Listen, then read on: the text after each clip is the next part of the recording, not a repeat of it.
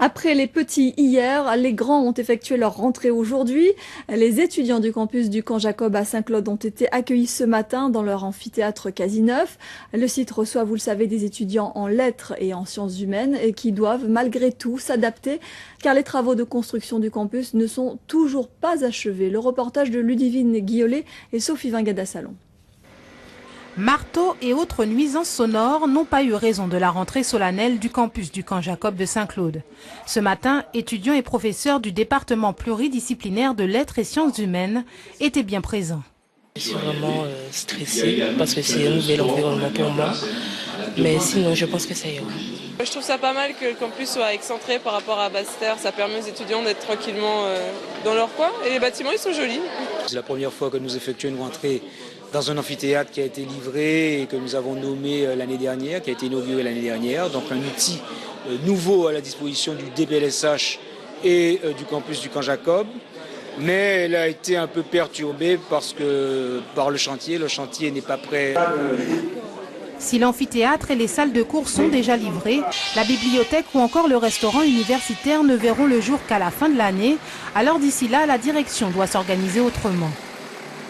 Il y a, si vous voulez, des aménagements rapides à prévoir dans les jours qui viennent pour notamment installer notre administration.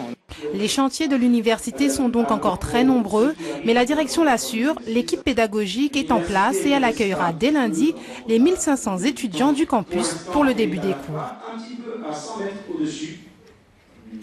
L'Université des Antilles et de la Guyane enregistre pour cette rentrée 4000 étudiants. C'est la filière sciences juridiques et économiques qui compte le plus d'inscrits. Ils sont 1629. Juste derrière, vous le voyez, les sciences exactes et naturelles, 1269 inscrits. Vient ensuite l'UFR de sciences médicales avec 590 étudiants. Puis STAPS et lettres. Également les thésards. Des chiffres qui risquent encore d'évoluer puisque les inscriptions sont encore possibles jusqu'à la fin du mois de septembre.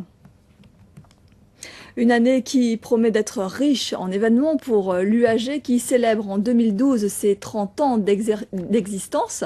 Il y aura beaucoup de rendez-vous programmés pour cet anniversaire. On écoute les précisions du président de l'UAG, Pascal Safache, qui revient aussi sur les nouveautés de cette rentrée 2011-2012.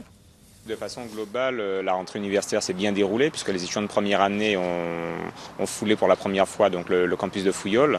Donc pour l'instant, il n'y a pas de problème majeur, même si nous restons particulièrement vigilants concernant particulièrement nos locaux, puisque à la faculté des sciences, par exemple, le bâtiment enseignement est vraiment sous surveillance, si j'ose dire, puisque nous craignons qu'il ne soit pas opérationnel. Donc pour l'instant, les choses se passent relativement bien. Et à la faculté de sciences juridiques et économiques, la faculté a un nouveau visage, nous avons quand même investi 900 000 € pour lui redonner un certain esthétisme. Donc la rentrée, pour l'instant, se déroule dans de bonnes conditions. Nous mettons en place, au cours de cette rentrée, la formation en alternance, particulièrement à l'IUT, c'est-à-dire que des étudiants pourront suivre des cours tout en étant en entreprise. Donc ça, c'est un élément très important. Et au niveau donc de la bibliothèque universitaire, le SCD, de nouvelles applications et de nouvelles interfaces sont mises à la disposition des étudiants.